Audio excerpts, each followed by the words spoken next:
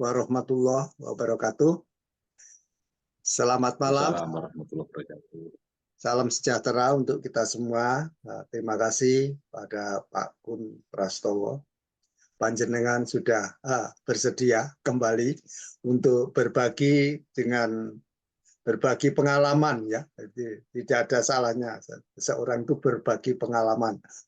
Ibu-ibu, bapak-bapak sekalian, Pak Kun Prastowo ini sudah puluhan tahun ya, sebagai budayawan di Wonogiri, Sologohimo, Wonogiri, Jawa Tengah. Ya, pengalaman ini akan dibagi, ya, kita bagikan melalui tim Yati Podcast ini, dan beliau sudah beberapa kali, ya, bukan hanya sekali ini, sudah beberapa kali dan akan secara serial, ya, secara serial.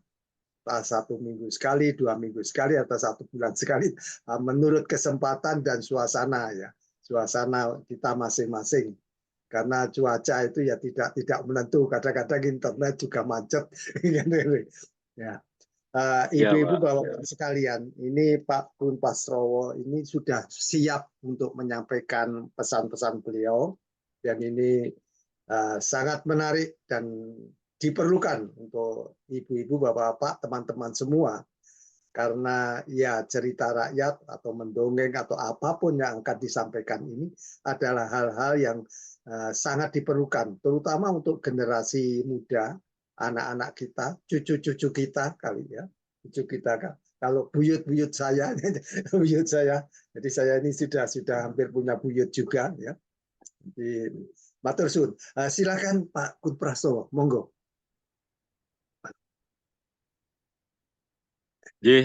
Terima kasih. Assalamualaikum warahmatullahi wabarakatuh. Waalaikumsalam warahmatullahi wabarakatuh. Matur nuwun Pak Dimyati, kita bisa kembali bersilaturahmi dalam Dimyati Podcast pada malam hari ini. Satu kehormatan bagi saya secara pribadi karena kembali berkesempatan untuk bisa berinteraksi, menyapa dunia bersama Pak Dim pada malam hari ini. Iya. Dan pada kesempatan berbahagia ini, saya akan mencoba untuk berbagi pengalaman terkait aktivitas saya di bidang tulis-menulis, khususnya saya mengkonsentrasikan diri menulis cerita-cerita rakyat yang ada di khususnya di wilayah saya di Kabupaten Wonogiri, dan tentunya kita semua berharap bahwasanya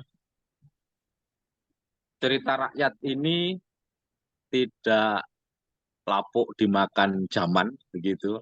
Artinya juga akan terus tumbuh dan berkembang menjadi bagian dari peradaban dan budaya yang ada di Indonesia ini. Karena kita tahu cerita-cerita rakyat inilah dulu yang menjadi akar dari ya tanda kutip sejarah maupun bagian dari upaya untuk mendidik generasi ke generasi berikutnya. Dan kita sadari bersama bahwasanya cerita rakyat ini di era kekinian juga tentu akan tetap update, akan tetap bermanfaat bagi kehidupan bermasyarakat. Apalagi dalam era digital saat ini, tentu cerita-cerita rakyat yang ada di sekitar kita itu layak untuk diungkapkan, dikabarkan, diceritakan kembali, ataupun juga didudah kembali, istilahnya orang Jawa itu digali kembali untuk bisa dikonsumsi, bisa dinikmati oleh generasi kekinian. Jangan sampai cerita-cerita rakyat ini akhirnya semakin lama semakin hilang. Karena apa? Karena kita tahu tidak bisa dipungkiri dari sekian banyak contoh yang gampang. dari sekian banyak nama desa, nama kelurah, nama kampung yang ada di Indonesia ini tentu memiliki cerita-cerita tersendiri. Dan ini disadari atau tidak masih sangat sedikit yang berupaya untuk menggali itu tadi, menggali kembali atau menggali dudah dari cerita yang eh, banyak ya. Contoh yang gampang kita di tempat saya di kabupaten saya di Wonogiri ini ada sekitar 251 desa, belum kelurahannya. Itu tentu memiliki masing-masing tentu memiliki cerita rakyat. Dan eh, tentunya apabila misalnya itu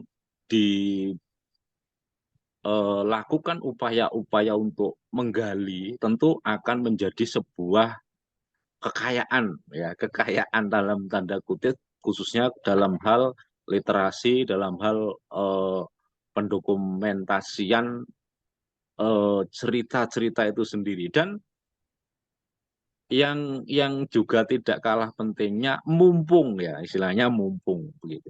Mumpung para sesepuh di suatu tempat di desa maupun di sekitaran wilayah itu untuk saat ini mungkin masih ada, walaupun mungkin juga sudah banyak yang tidak tahu nama nama apa ya istilahnya eh, cerita rakyat yang ada di tempatnya itu mungkin sudah banyak masyarakat yang tidak tahu. Contoh kecil misalnya di desa saya misalnya, itu awalnya juga tidak tahu apa sih nama desa saya ini, dari mana asal-usul ceritanya, kemudian bagaimana alur ceritanya. Itu awalnya juga tidak diketahui, tapi melalui sebuah upaya-upaya akhirnya dapat eh, terbentuk, tercipta menjadi sebuah buku. Dan sebagai pemahaman awal bahwa eh, cerita rakyat ini menurut para ahli intinya adalah cerita yang diwariskan secara turun-temurun dari generasi yang terdahulu, ya, kepada generasi berikutnya yang disampaikan secara lisan. Sehingga kita tahu karena disampaikan secara lisan, tentu banyak sisi yang untuk saat ini perlu upaya-upaya untuk eh, istilahnya dieksplorasi kembali, kemudian dilakukan upaya-upaya secara terstruktur agar cerita-cerita bertutur ini bisa diungkapkan kembali.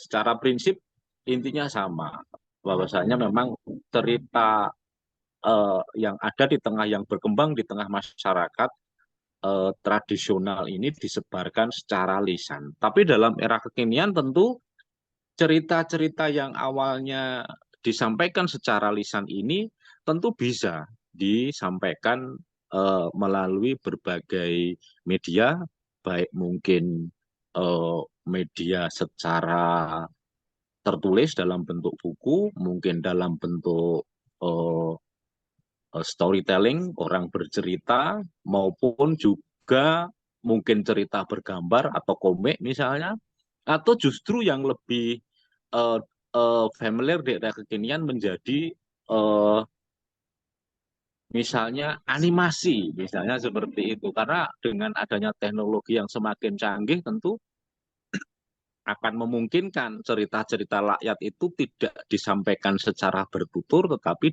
divisualisasi dalam bentuk-bentuk yang lebih familiar untuk masyarakat kekinian. Bahkan dimungkinkan menjadi film misalnya seperti itu. Dan saya sejak mungkin sekitar mulai 2000-an ya, mulai 2000-an sudah mencoba mendokumentir, menulis cerita-cerita rakyat yang ada di sekitar saya. Ya, misalnya ada beberapa buku yang sudah saya tulis, misalnya berjudul Watu Somo. Watu Somo ini boleh dikatakan eh, babon cerita yang ada di Kecamatan Slogoimo, karena mulai dari awal ceritanya berawal dari Desa Sokoboyo, saya jadikan satu judul cerita.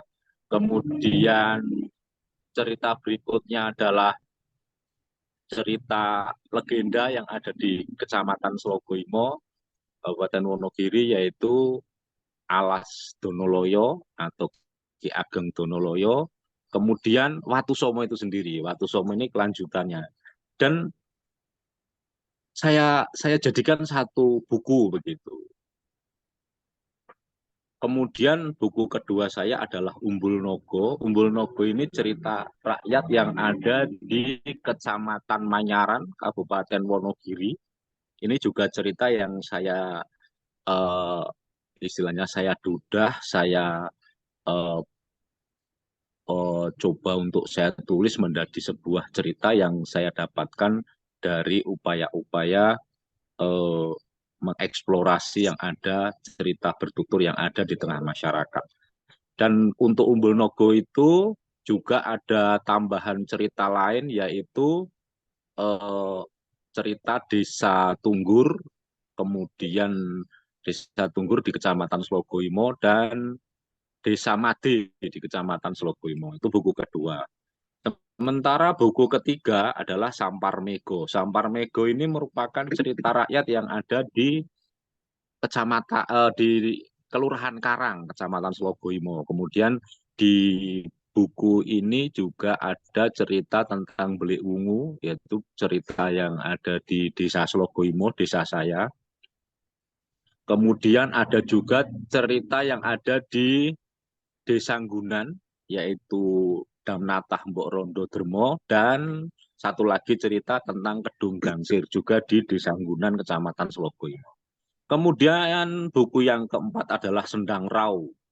Sendang Rau ini menceritakan atau cerita rakyat yang ada di Desa Randusari, Kecamatan Slogoimo. Di buku Sendang Rau ini juga ada cerita tentang Bele Udal. Ya, Bele Udal ini adalah cerita Desa Waru, kemudian Biang Yuyang. Biang Yuyang ini cerita rakyat yang ada di Desa Setren, Kecamatan Slogoimo. Kemudian ada juga cerita tentang Layung Telatah Kewangkung yang merupakan cerita rakyat yang dimiliki oleh Kelurahan Bulusari, Kecamatan Slogoimo. Kemudian saya juga membantu salah satu guru yang ada di SMP Negeri 2 Slogoimo, Pak Andriadi, menulis cerita rakyat tentang Desa Sedayu. Kebetulan ini saya boleh dikatakan berkolaborasi, Pak Andri yang memiliki bahan, kemudian saya menjadi bagian membantu menulis maupun editornya. Kemudian ada satu kesempatan juga yang saya peroleh ketika Desa Sendang, ya Desa Sendang, Kecamatan Wonogiri, Kabupaten Wonogiri, setelah mendapatkan hadiah lomba di tingkat nasional tentang keterbukaan informasi publik, hadiah yang diperoleh itu diarahkan begitu untuk membuat cerita rakyat yang ada di Desa Sendang.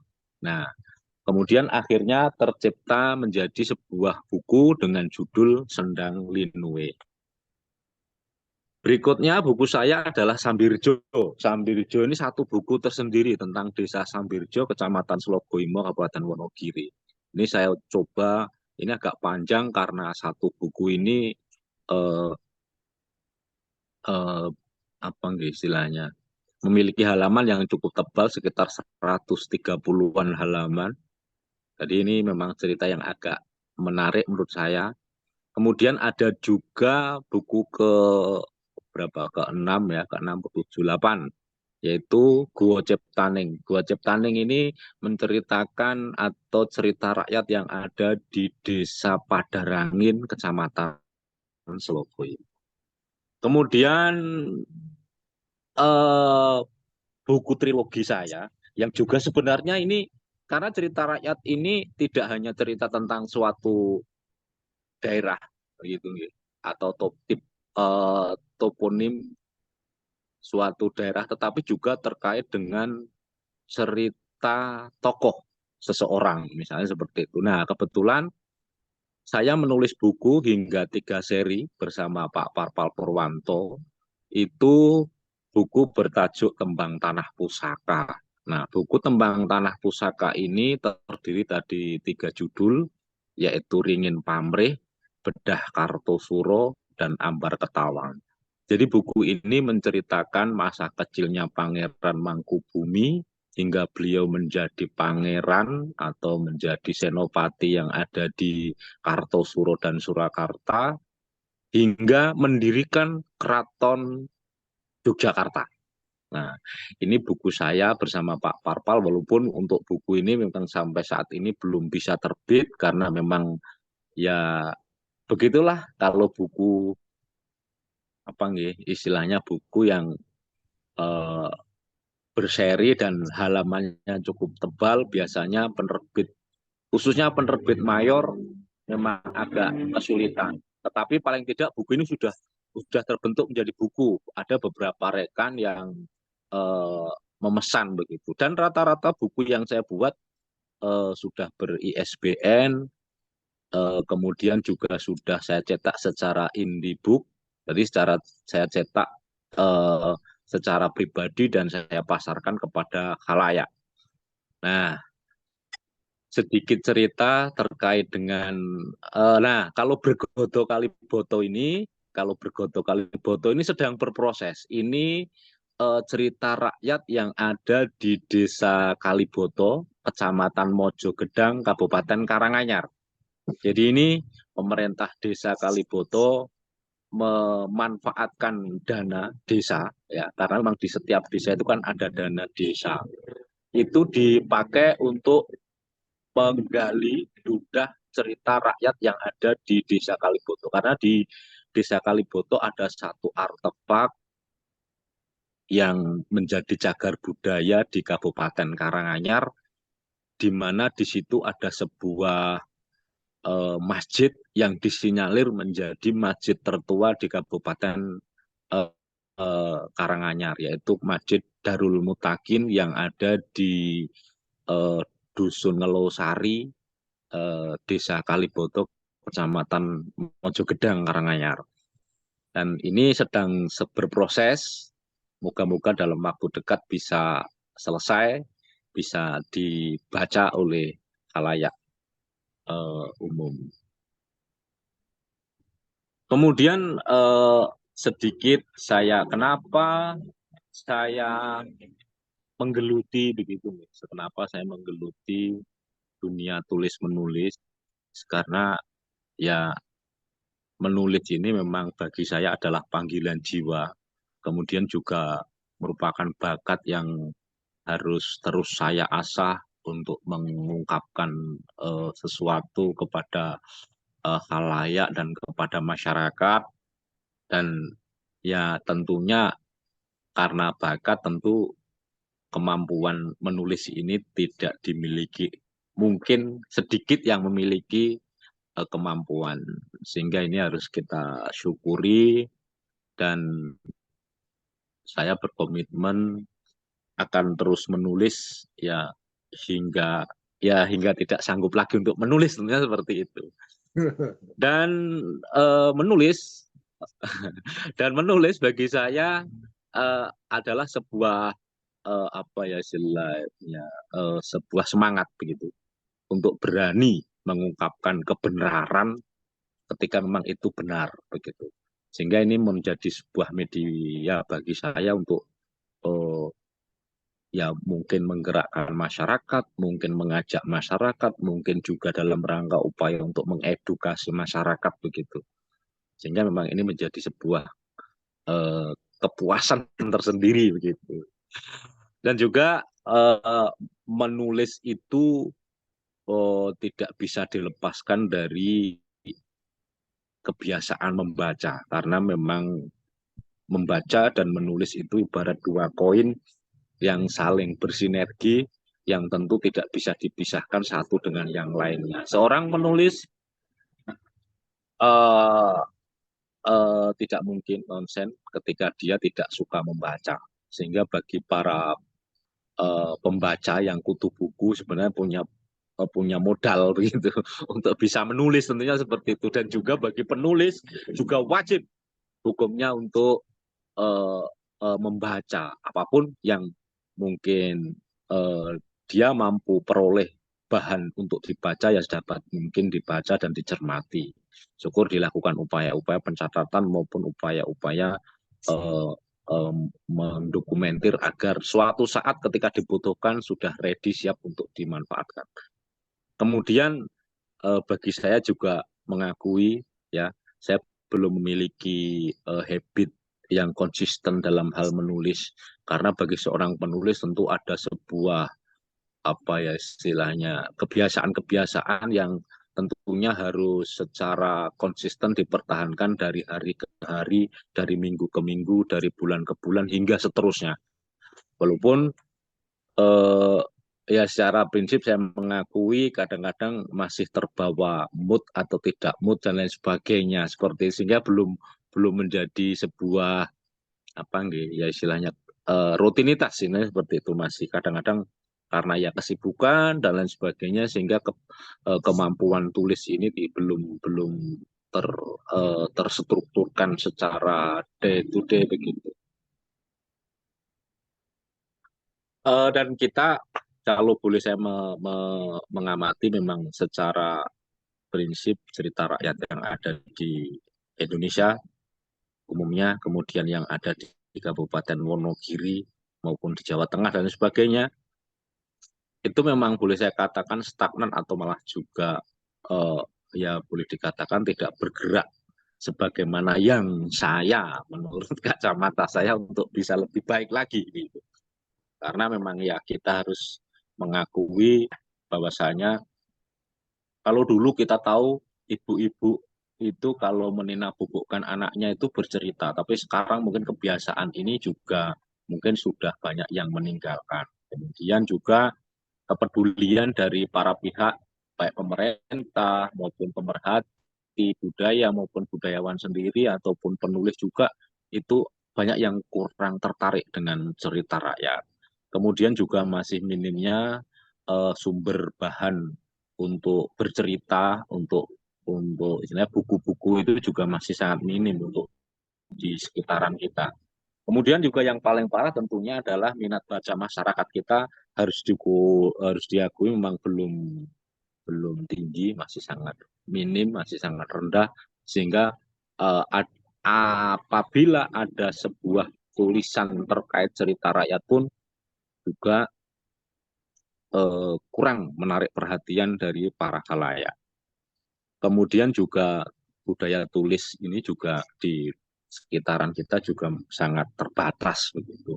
Walaupun upaya-upaya untuk ke arah sana tentu juga sudah dilakukan, baik instansi khususnya, misalnya contoh kemarin Dinas Pendidikan melakukan upaya pelatihan kepada guru TK dan SD untuk menulis dongeng dan cerita rakyat misalnya seperti itu. Tapi juga ya memang karena menulis itu tidak bisa ujuk-ujuk langsung bisa menulis begitu mas saya. Jadi memang perlu upaya-upaya yang lebih intens lagi agar banyak penulis yang bisa menulis cerita rakyat dan lain sebagainya. Dan kita sadari bahwasanya cerita rakyat ini tentunya karena ini khasanah budaya, jangan sampai terputus sehingga generasi kita berikutnya tidak mengetahui apa cerita ataupun eh, cerita apa ya istilahnya story yang ada di sekitarannya maupun di wilayahnya. Kemudian juga eh, dengan semakin majunya teknologi, kemampuan digitalisasi, kemudian juga budaya mancanegara yang sedemikian intens, ya, merasuki generasi kita, tentunya upaya-upaya untuk eh, mengembalikan terkait karakter keindonesiaan ini harus terus dilakukan agar akar budaya Indonesia ini tidak eh, terdistorsi atau terdesak oleh cerita atau eh, apa namanya cerita-cerita dari mancanegara. Kemudian juga kita berharap bahwasanya melalui cerita rakyat ini menjadi kesempatan wahana bagi eh, semuanya, ya, baik pemerintah, kemudian masyarakat maupun pribadi-pribadi yang memiliki kepedulian untuk membangun karakter bagi generasi berikutnya. Kemudian juga tentunya perlu dilakukan upaya-upaya terstruktur agar cerita rakyat ini bisa betul-betul menjadi bagian dari kehidupan masyarakatnya, dan kita tentunya berharap kepedulian dari berbagai pihak agar upaya-upaya ini tidak kenal kata lelah sehingga cerita rakyat ini betul-betul menjadi bagian integral dari peradaban masyarakat saat ini maupun ke depan. Dan juga pada era kekinian cerita-cerita rakyat ini merupakan sumber bahan bagi konten kreator untuk menampilkan begitu ya, isian-isian atau materi-materi terkait cerita maupun apapun yang ada di suatu wilayah, karena ini merupakan bagian dari kebutuhan masyarakat era kekinian terkait teknologi informasi. Dan menurut saya juga banyak yang sudah para pakar mengatakan bahwasanya cerita rakyat ini tentu memiliki banyak sekali manfaat bagi semuanya, baik masyarakat kekinian maupun mungkin generasi mendatang, karena berbagai hal memiliki nilai-nilai edukasi, kemudian memperkaya kasanah sastra, kemudian tadi saya mengatakan membangun karakter, kemudian perlu upaya untuk dilakukan menggali kembali terkait misalnya kearifan lokal, dan juga perlu dilakukan misalnya ya sarasian-sarasian seperti ini. Terima kasih sekali Pak Dim karena berkesempatan untuk berikan suatu ruang bagi saya sebagai penulis maupun mungkin penulis-penulis lain untuk mengungkapkan bagaimana mereka berinteraksi dengan kemampuannya di bidang tulis menulis. Kemudian juga kita berharap sekarang ini mungkin sudah, walaupun belum masuk ke kurikulum secara masif, tetapi paling tidak sekarang sudah menjadi kebiasaan bagi guru-guru, khususnya guru sekolah dasar, di mana mereka melakukan sebuah upaya yang namanya pembiasaan pagi, Pak Dim. Jadi mereka memberikan muatan dongeng atau cerita rakyat itu kepada anak didiknya, kepada peserta didik di pagi hari sebelum mereka melakukan kegiatan belajar mengajar. Sehingga ini menjadi wahana, sehingga juga menjadi kesempatan bagi para penulis untuk bisa, ya istilahnya kita titip cerita-cerita kita ini bisa disampaikan kepada para peserta didik.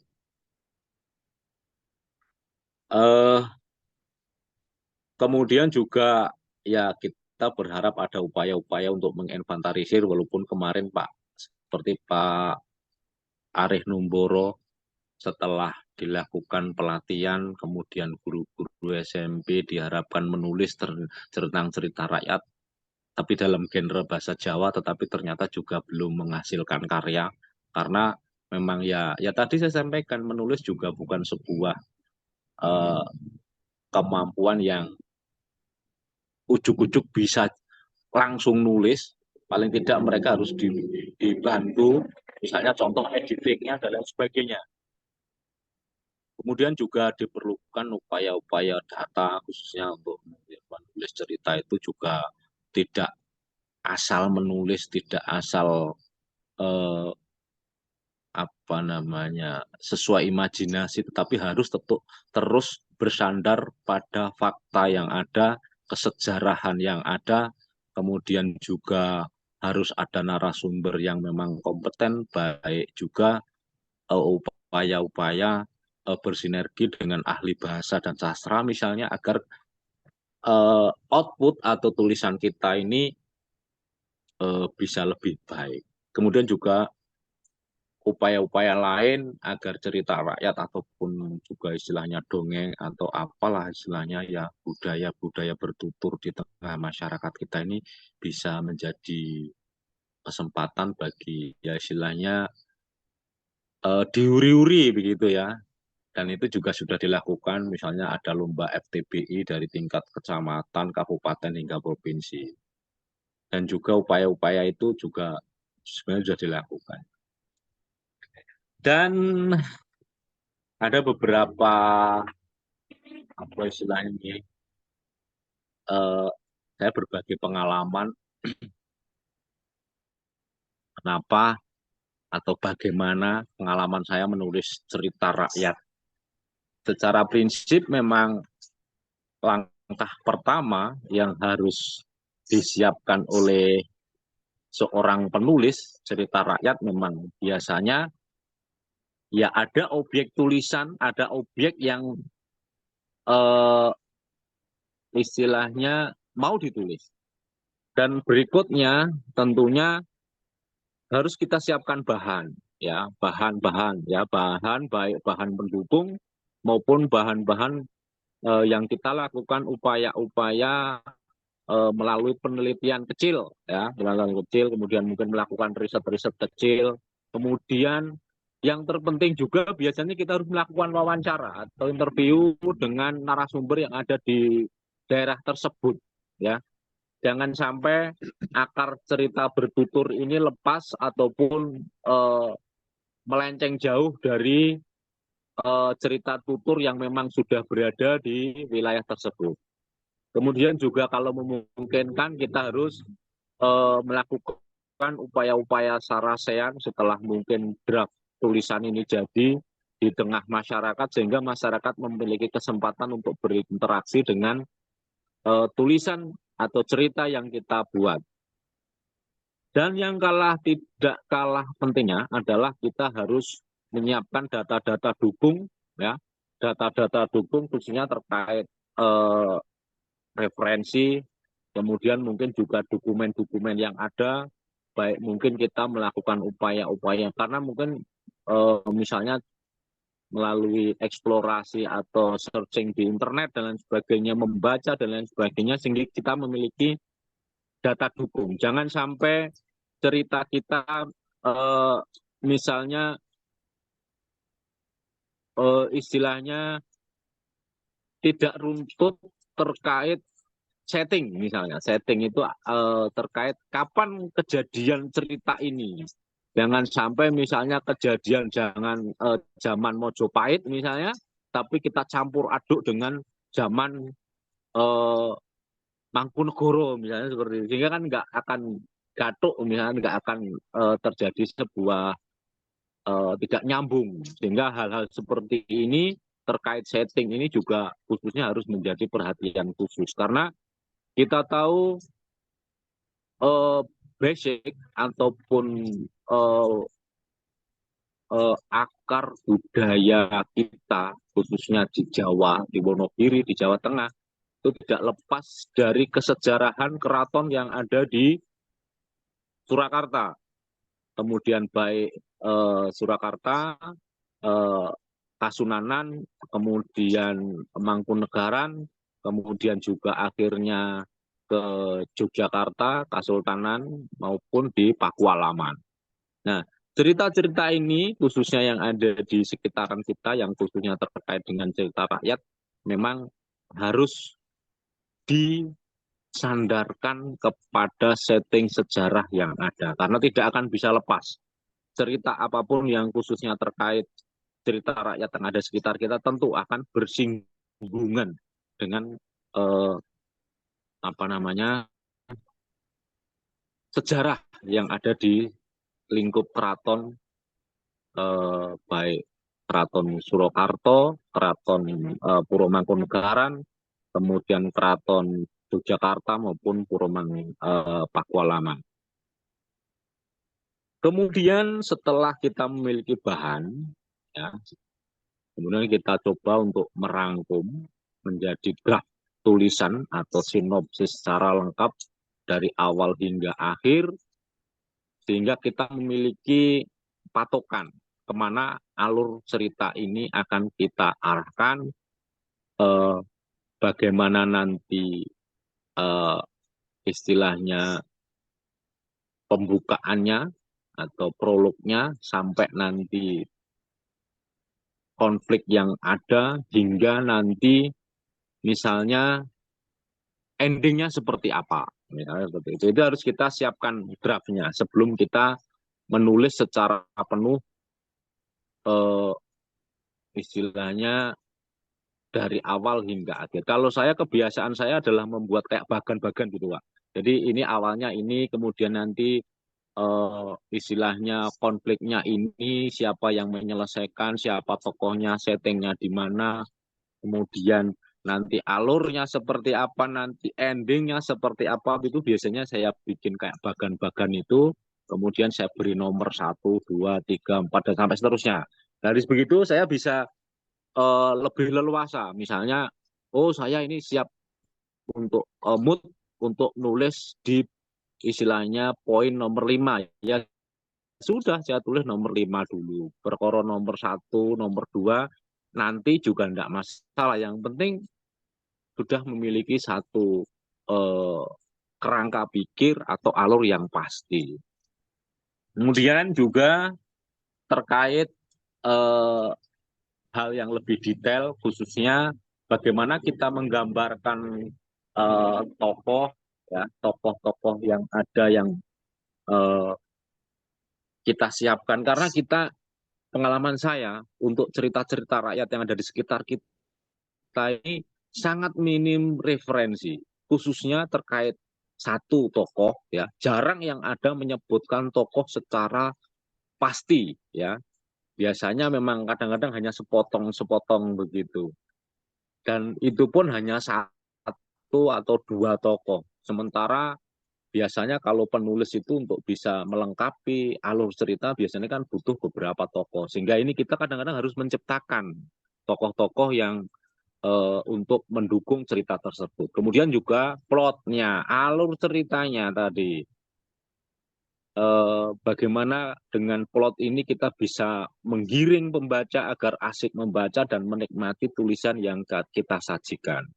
Kemudian juga tadi saya sampaikan latar cerita atau setting cerita ini harus betul-betul akurat begitu. Jangan sampai kita menceritakan pada masa, misalnya kalau di wilayah sini biasanya memang mulai dari Mojopahit, kemudian yang sering terjadi itu biasanya kalau di wilayah saya Purwomangkunegaran, ya. Makanya kita harus tahu persis siapa Mangkunegoro, kemudian bagaimana kelanjutan dari keraton Mangkunegaran ini dari Mangkunegoro 1, 2, 3, 4 dan seterusnya sampai itu harus kita pahami.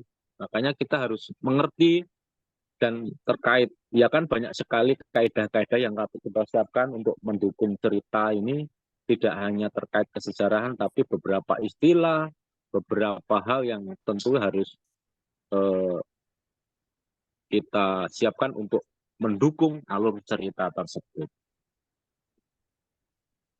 Kemudian juga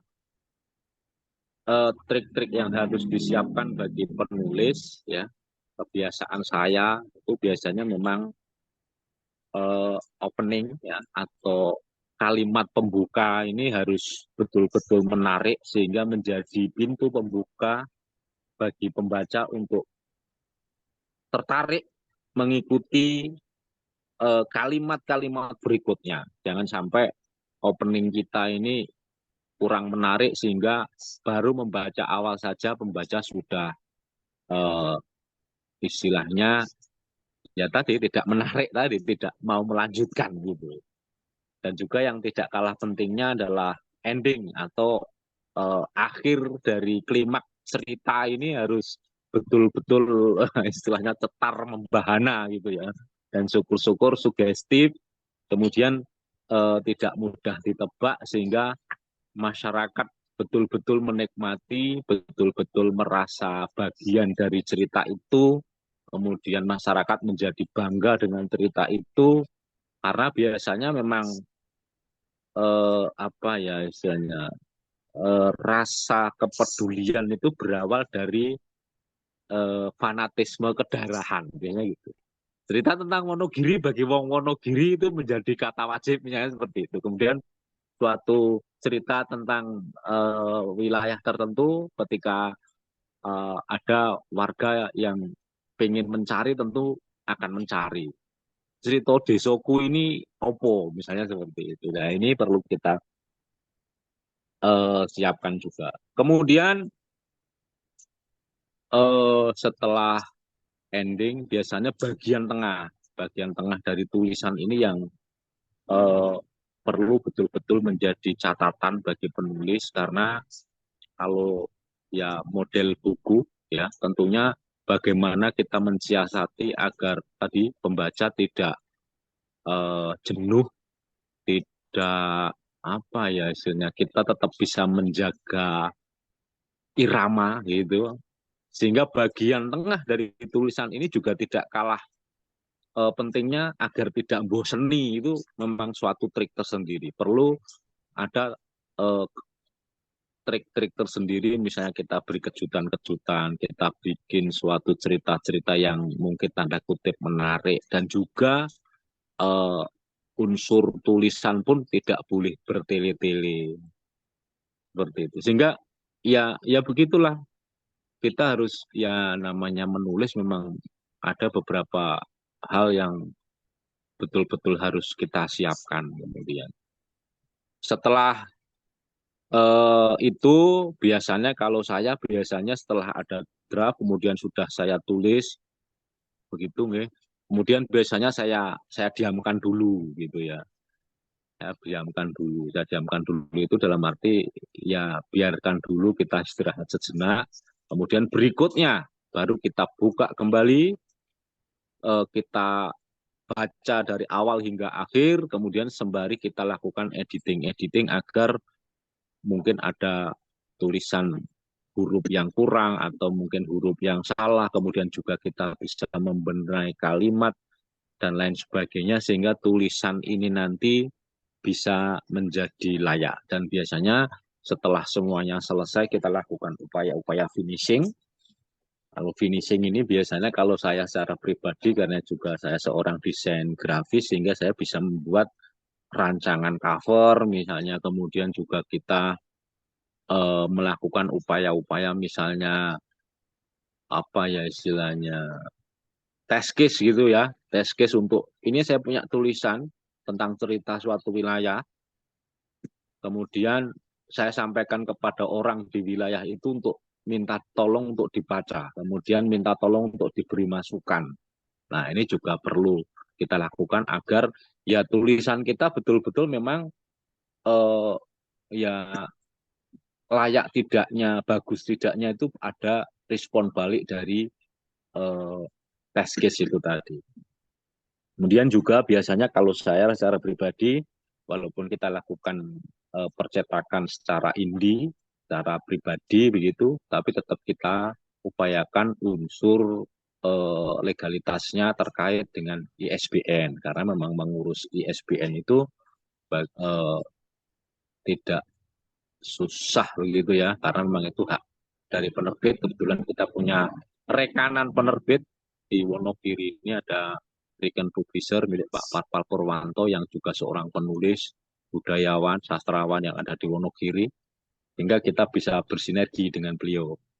Itu contoh-contoh yang ya pengalaman saya begitu untuk bisa menulis cerita rakyat atau folklore, walaupun memang kadang-kadang folklore atau cerita rakyat ini sebagai sastra lisan itu kadang-kadang memang terlupakan begitu.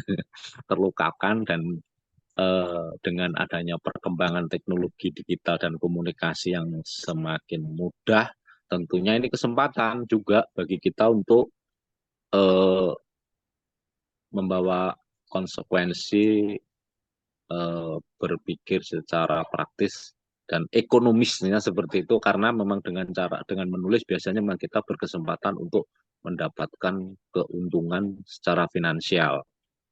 Kemudian juga jangan sampai cerita rakyat ini menjadi terasing di tengah masyarakatnya sendiri, karena ya sekecil apapun tentu ya gimana ya, budaya di suatu masyarakat itu kan tidak lepas dari keberlanjutan para leluhur kita. Kita melanjutkan kebiasaan, kita melanjutkan tradisi, kita melanjutkan adat istiadat dan budaya yang dulu di apa namanya diciptakan atau menjadi bagian peradaban para leluhur kita, dan saat ini kita menikmati salah satunya mungkin ya cerita bertutur itu, cerita lisan, dan kalau saat ini menjadi bagian dari era kekinian dengan harus di apa namanya ditampilkan dalam bentuk-bentuk yang lain, kita juga harus siap. Dan tentunya karena mengingat cerita rakyat sebagai ekspresi saya, sastra gitu ya, ekspresi sastra tentu memiliki keunikan dan kekhasan tersendiri. Nah, inilah Indonesia itu ya seperti ini, itu yang tentunya ingin kita sampaikan. Jangan sampai kita ayo ketok wong Jawa misalnya, tapi ternyata tidak memiliki akar budaya Jawa misalnya, seperti itu. Dan juga ya kadang-kadang juga apa berkali-kali banyak pihak yang mengatakan bahwasanya gempuran budaya dari mancanegara sedemikian hebat, sudah terjadi dekadensi moral di tengah masyarakat kita, kemudian kita sudah tidak memiliki akar budaya keindonesiaan misalnya, tetapi mereka tidak bergerak, mereka tidak melakukan upaya apa-apa. Sementara di tengah masyarakat kita sangat kaya dengan uh, ya tadi budaya-budaya yang sesuai dengan masyarakat kita, dan itu tidak dieksplorasi, tidak dilakukan upaya untuk ditampilkan kembali. Banyak budaya-budaya kita yang sebenarnya secara praktis bisa kita lakukan. Misalnya ya tadi cerita rakyat, mendongeng, geguritan, mungkin ya gamelan, wayang, kemudian tarian dan lain sebagainya. Tapi nggak itu tadi, kadang-kadang kita kalah dengan kondisi kekinian dan apologi tentang ketakutan dan kekhawatiran itu memang seharusnya kita singkirkan dan kita lakukan upaya-upaya nyata agar budaya yang kita miliki itu betul-betul menjadi kepribadian karakter bagi generasi berikut. Dan ya sebenarnya banyak apa nggih cerita-cerita menarik yang sekali lagi perlu kita lakukan upaya-upaya bersama begitu, dan khususnya melalui media ini kita berharap ada upaya-upaya yang lebih masif, yang lebih terstruktur, dan khususnya bagi masyarakat pemerintah desa khususnya nggih, pemerintah desa yang jelas-jelas memiliki budget anggaran terkait dana desa, mohon dengan sangat lagi hormat agar apa nggih istilahnya ya pedulilah dengan cerita yang ada di desa kelurahan Anda, sehingga berkesempatan bagi para penulis untuk mengeksplorasi, mendudah kembali cerita rakyat yang ada di Indonesia ini. Mungkin demikian Pak Dim. Aduh, matur Pengalaman suwun. saya Terima kasih. terkait Terima kasih. tulisan cerita Terima rakyat. kasih. Ibu-ibu, bapak-bapak, saudara-saudara semua. Ini menjadi kalau saya katakan podcast wajib untuk diikuti bagi para calon penulis ya. Ini tadi Bapak dalam cerita-cerita ada juga yang sudah mulai merintis bercerita sebelum mulai kelas belajar. Pelajaran dimulai. Itu Ya. bagus. Walaupun katakanlah 15 menit ya 15 menit sebelum dimulai pelajaran. Itu bagus ya, Ki. Juga ini tadi alur berpikir bagaimana membuat sebuah cerita rakyat. Itu tidak, kalau mau satu buku itu nanti bisa 100 halaman, 200 halaman. Ini tadi alur-alurnya sudah diberikan oleh Begawan Kun Prastowo. Pak, berbagi pengalaman. Jadi ibu-ibu, bapak-bapak sekalian, jadi nanti ini harus diputar-putar, bukan 1 kali, kalau perlu 3 kali, 4 kali baru apa yang disampaikan Begawan Kun Prastowo tadi adalah bisa menjadi apa. Tadi tidak bisa apologi lagi. Jadi kita itu tidak mau menulis bukan karena sebetulnya ranah kasana semua sudah ada di depan kita, dan ini nanti akan segera saya bagikan kepada siapapun ya. Nanti Mas Didin juga akan memproses, akan dibuat YouTube-nya, akan dibuat TikTok-nya, akan dibuat Instagram-nya. Kalau untuk mengurangi kuota, pakailah Spotify. Spotify itu nggak apa-apa, hanya mendengarkan. Itu sambil masak, sambil jalan, sambil nyupir, sambil motoran, itu bisa mendengarkan Spotify. Ibu-ibu, bapak sekalian, saya cukupkan sekian saja. Assalamualaikum warahmatullahi wabarakatuh. Salam sejahtera. Waalaikumsalam warahmatullahi wabarakatuh. Terima kasih